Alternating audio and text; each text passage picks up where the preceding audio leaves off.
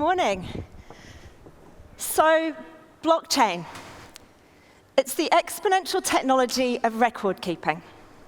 Now, I get that doesn't sound all that glamorous, right? Especially given I'm up here today sharing the stage with actual rocket scientists. But blockchain technology is going to change our companies and our government institutions. It will upend them as surely as the internet did in the 1990s. So back to those 1990s, I started work at Deloitte in London in 1995. And I didn't get a work computer. I didn't get a mobile phone. But I did go down every day to my pigeonhole, and I'd pick up my actual physical post. And if you wanted to send an all-staff memo to Deloitte London in 1995, you would have to have that typed, printed or photocopied, and hand-delivered to the thousands of people who worked there. Which, by the way, did have this great advantage of making people think twice before doing it. We need it for all staff emails. So the internet wasn't a thing. It wasn't really a thing in 1995, not in the world of work, and that's partly because it still looked like this. It really wasn't all that usable. But over those few years following, as the internet was commercialized, and in particular due to the mass adoption of email, the world of work was changed completely. And now, of course, you can send a document from your PC to anywhere in the world in seconds, and we do. We send 12 million emails worldwide every second. And that's great if you're sending a document. You know, you're sending a copy of a document to somebody else, and they get a copy, and you keep the original. And that's fine for, letters and photos, and even for PowerPoint presentations. But it's not so great if you want to send cash. I'm pretty certain that any of you, if I were to email you $100, and you got a copy, and I kept the original $100, you'd probably not be that thrilled about that. And that's known as the double spend problem, and it is the classic problem in digital payments. So when we look at making online payments today, whether you do that with your credit card, or you go online and use PayPal, or you even pay with your mobile phone, or even your watch now, the same thing is basically happening. You're just sending an instruction to a central authority to move money from one account to another. And every transaction has an institution, at least one, often more than one, stood in the middle of that transaction. It might be a bank. It could be a government agency. It could even be Google or Apple. But basically, the internet moved into the 21st century, and digital payments somehow got stuck. And that was recognized by the economist Milton Friedman back in 1999 when he said, one thing that's missing but will soon be developed is a reliable e-cash. And he went on to talk about the importance of us being able to send money over the internet to somebody without knowing who they are. And he's talking about digital cash. If I give you $100 in cash, I don't need to know who you are. I don't need a bank to stand in the middle of that transaction. And he was talking about the electronic version of that. Milton Friedman died in 2006, and so he didn't get to see this come to life when the white paper, Bitcoin, a peer-to-peer electronic cash system, was produced in 2008 by Satoshi Nakamoto, a still anonymous person or group. We have no idea who this is. But they said at the start of this paper, a purely peer-to-peer version of electronic cash would allow online payments to be sent directly from one party to another without going through a financial institution. This is exactly what Friedman was predicting. And so the following year, in 2009, Bitcoin was born. Bitcoin is a cryptocurrency, and it was born with very little fanfare. And for the first couple of years, Bitcoin was effectively going through, you heard Kyla talk yesterday about the 6 Ds. Bitcoin was going through its deceptive phase. And, it's incredibly underwhelming. There was not a lot going on. At the end of 2 years, there were just a few thousand people using it in a really small community of followers. But in the years since, Bitcoin has now spread across the world. There are millions of people using it, and hundreds of thousands of people make a Bitcoin transaction every day. So let's briefly talk about how cryptocurrencies and Bitcoin in particular work. You don't need a central agency. You don't need a bank involved. Anybody can create a transaction and put it onto the Bitcoin network. And that transaction is, firstly, it is secured using public-private key cryptography. And then it's sent out to this vast network of thousands of nodes. And each one of those nodes is running an entire ledger of the history of Bitcoin. Every transaction, every block within the Bitcoin ledger has been run on every one of these nodes. Every few minutes, the outstanding transactions are wrapped up and they're put into a new block. And the network then validates that that block is correct and adds it to the chain of previous blocks. And importantly, one of the things that happens here is a little piece of the previous block, a signature, if you will, from the previous block is included in the next one. And that's really important because it means that history can't be changed. This is the bit that makes the blockchain technology tamper-proof. If you want to go back 10 blocks and change a transaction, you have to change not just that block, but every block since. And it's really difficult to do and basically impossible to do without it being obvious to every other participant in the network. So now we have a secure, tamper-proof network that anybody can use and that doesn't need a central authority. In effect, we digitized record keeping. Now, I can see you all going, well, I'm pretty certain the banks had already done that. They're all pretty digital and run, hopefully, everything on computers. But record keeping comes in two parts, and always has done, right back to the early days of commerce. You write down the transaction that you have made with somebody, and that's the first part. And then you reconcile it to the other party. And what has happened so far is we've basically digitized the first bit. We've digitized the record writing part of record keeping. But until this technology came along, we hadn't digitized the reconciliation bit, and that's where all of the inefficiency sits within our banking and financial systems. So with this secure distributed ledger, we now have digitized record keeping. And you know from yesterday what happens when you digitize an analog technology. It gives it the potential to go exponential. And so that's what we see with Bitcoin. So this first graph on the left, this is Bitcoin going exponential, right? The first graph on the left shows you the number of people who are using it. This is the number of unique addresses on the Bitcoin system used each day. 400,000 people at the moment making a transaction each day. And that's kind of a proxy for the active use of the Bitcoin network. But you can see how it is growing as well. And the second graph is a really interesting one. This is the amount of power being applied to secure the Bitcoin network. And the reason that I like this graph is sometimes people say to me, this Bitcoin thing, do you really think it's here to stay?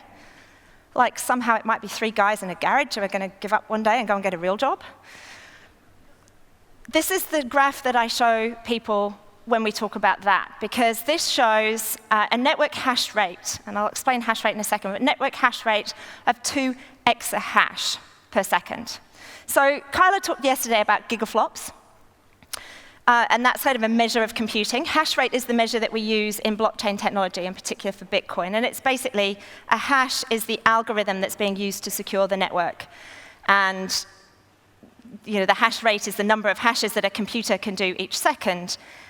And 2 exahash is 2 and then 18 zeros per second. This is a very large amount of computing power. If you were to take the world's largest supercomputer and add it to this network, it would make effectively no difference whatsoever. If you were to take 500,000 of the world's largest, versions of the world's largest supercomputer and add it to the network, you might get to 1%. And that's really important because this is how the network is kept secure. If you want to tamper with the Bitcoin network, you need to own and control more than half of that power, and that is an unthinkably large amount of computing power now. So no, it is here to stay, and no, it's not 3 guys in a garage, okay? So I just wanted to talk briefly today about 3 other areas in which blockchain technology is being used, because cryptocurrency is not the only place in which blockchain technology is used, and you heard a little bit about that yesterday. Any asset that can be uniquely identified can be secured and transacted on a blockchain. And that opens up all of the concept of registries in lots of different ways. So I thought I'd talk about land titles. So imagine if you were a farmer here in the beautiful South Island of New Zealand, and you have a small farm. It's doing really well. It's employing your family and maybe 2 or 3 other people, and it's growing at the moment. A little bit worried after yesterday about this, but anyway, it's growing. And you want to expand. So you go to your bank, and you get a mortgage, and you use that money to get some more land and apply technology to improve the productivity of your farm and maybe employ some more people. And it becomes part of New Zealand's growth story, and that's fantastic. But I think that we all recognize that we're pretty lucky to live in New Zealand. And one of the reasons that we're so lucky is that the World Bank recognizes New Zealand as the easiest place in the world to do business. And if you dig underneath that, what you find is one of the factors there is that New Zealand is actually the easiest place in the world to do a property transaction. So our land title system is pretty secure, and it only takes a day to actually do the transaction. It costs you a relatively minimal amount. But imagine if instead you were a small business owner in Ghana. What additional problems might you have if you were trying to run a successful small business in Ghana? One of the problems, I will tell you, is that 70% of land in Ghana has no land title. So you rock up to your bank, assuming that you have one, and you say, I want a mortgage, and they're going to say, well, you can't prove you own this land, so I'm not going to do that. And even if you do have a land title, there is a better possibility than in New Zealand that will get changed through, a mistake or corruption at government level, because that land titling is not as secure as it is here. So imagine if instead that land title was on a blockchain, and you could be certain that your title to the land couldn't be changed without your private key, and everybody who has title to land in Ghana has the incentive to maintain a blockchain on which this is held. And there's a company that is doing this right now. It's called Ben. It's a startup. And it has come out of the Techstars accelerator program. And it's working with the Ghanaian government to secure land title in Ghana onto a blockchain. And not only that, they've partnered with Barclays Bank so that once you have land title, you then have access to the potential for getting a mortgage on that land and the ability to expand your business. And then beyond that, their next stage is to make it possible for you to pay for your electricity on the same platform, pay for your water. If you're renting out a property, receive your rent payments, all on the same platform. And it's not just happening in Ghana. We're seeing this happening in Honduras. There's a program underway at the Republic of Georgia. And just a few weeks ago, Richard Branson was talking in London, and he called this a real economic revolution for developing countries. Of course, there are lots of ways in which the registry version of this can be used, and we are seeing others appear. For example, the UK company Everledger is enabling you to track diamonds from where they're mined until you buy them at a shop. So you can be certain that the diamond that you have, that you're buying, hasn't been stolen and isn't a blood diamond. So there are lots of possibilities coming out of this particular use. Maybe just have a think for a second about what changes could we make in the economy if you were able to make really tiny payments and receive really tiny payments. One possibility, I think, is one area that would really benefit from this is the news media. So news media is in a really bad place at the moment, the economy of news media. And it's been in a bad place even before the US elections, by the way. Subscriptions to newspapers have been falling. Newspaper readership has been falling for a while, and that's not great. But advertising in newspapers fell off a cliff in 2000, and it's now at the same level that it was back in the 1950s. That's 2/3 down from its peak revenue in 2000. And online advertising going to news media companies is tiny by comparison. So what happened here? Obviously, companies didn't actually stop advertising. This is what happened. And online advertising doesn't go to news media companies. It goes to companies like Google and Facebook. And last year, Google and Facebook made up 64% of that revenue. And so news media is in a pretty bad way. And we hear stories every day about closures and layoffs at newspapers. As they go online, newspapers basically have two choices. They can put everything behind a paywall, in which case, you want to read an article, and the first thing you get presented with is this awful, here, pay a monthly subscription. And most people, of course, don't want access to the entire content of that newspaper, so they lose a lot of customers that way. And the other option is that they put everything online for free. And when they put everything online for free, they then have to drive additional audience to that site to try and get a bigger share of these advertising dollars. And so we see the rise of clickbait headlines. But I think the last few weeks have shown us that quality journalism is really important. And so we need to find a better way to pay for our news media. And one option, a third way, if you like, of paying for them, is to pay for every single article. And I believe if the cost was small enough, and it was easy enough to do, that we would do that. So why doesn't that happen? It doesn't happen because of the cost of making the payment. If you were to try and make a payment through PayPal, for example, it costs you 30 cents plus a tiny slice of the overall payment. And if you want to charge somebody 10 cents, for example, for an article, well, that's just not going to work. But imagine if our browser had digital currency built into it, so that when you come to an article, you can just click, and the payment goes straight to the publisher. Then perhaps we might find a better way to pay for quality journalism. Those sorts of browsers are, the kind of first version of them is it's just starting to come through. They're not that usable yet, but hopefully we will get there. In the meantime, one company is proving that we are prepared to pay for our news media that way. And that company is a Dutch company called Blendel. And these guys offer access to the New York Times and the Washington Post, The Economist, and Time magazine, and a big stable of publications.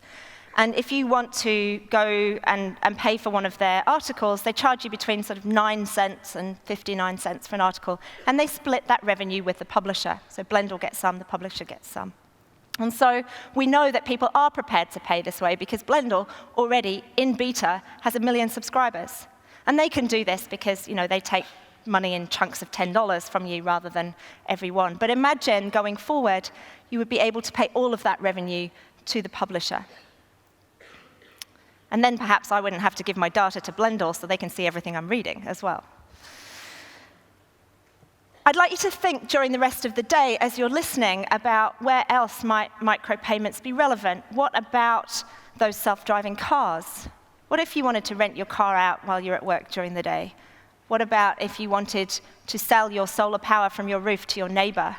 What about even if you wanted to walk down the street with your phone and rent tiny bits of people's Wi-Fi as you're going? These are the sorts of things we might see really efficient micropayments being used for.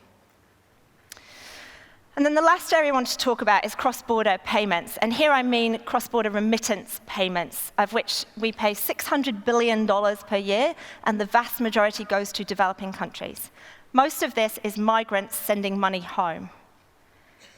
They do it in relatively small amounts, and it is incredibly expensive. Taking a local example, if you were to send money from New Zealand to Fiji, the World Bank estimates in the last quarter that would cost you, if you're sending $250, it will cost you 9% of that payment to send it back to Fiji. That's a lot of money that isn't getting where we need it to go. So companies are working both inside and outside the banking system to try and make this better using blockchain technology. Outside of the banking system, we have Abra. Abra is a smartphone app, and you have digital currency on your phone, and you can then transfer that to a person in another country, and then they can either send that to their bank, or, and this is one of the clever things about Abra, Most people, a lot of people who are receiving this don't have a bank account, and that's why companies like Western Union are so important. And ABRA have instead got a teller system. So you can go on your phone, and they have 500,000 tellers. They're just individual people. You can find the nearest one on your phone, a bit like Uber, and you can go to them, and you can pass them the digital currency, and they'll just give you local currency. If you have a bank account to transfer it into, this system is free. If you use a teller, it's only 2%, and that's a huge improvement on where we are now. Inside the banking system, though, is a company called Ripple. And Ripple is working with 30 of the world's largest banks. Here in this area, it's working with Westpac and NAB.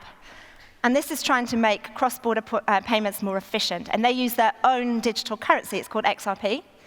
And banks can use that. So instead of having to use the corresponding banking system and ending up with days of delays and a huge amount of money getting lost in the inefficiencies of that system, instead they can make an instant payment. And Ripple estimates that this saves 60% of the total cost of making a payment to the bank. And hopefully we'll see that, or a substantial portion of that, being passed back on to their retail and corporate customers.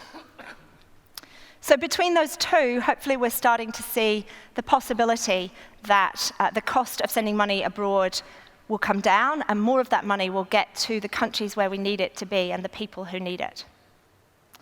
So that's just 3 examples of where blockchain technology can be used, and the possibilities are endless.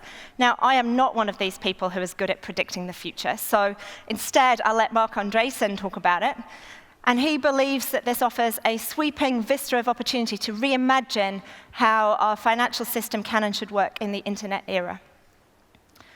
Blockchain and Bitcoin, I believe, are currently at the point that the internet was in the 1990s. We have an opportunity here and now to create, using this technology, a more prosperous and equal world. Thank you.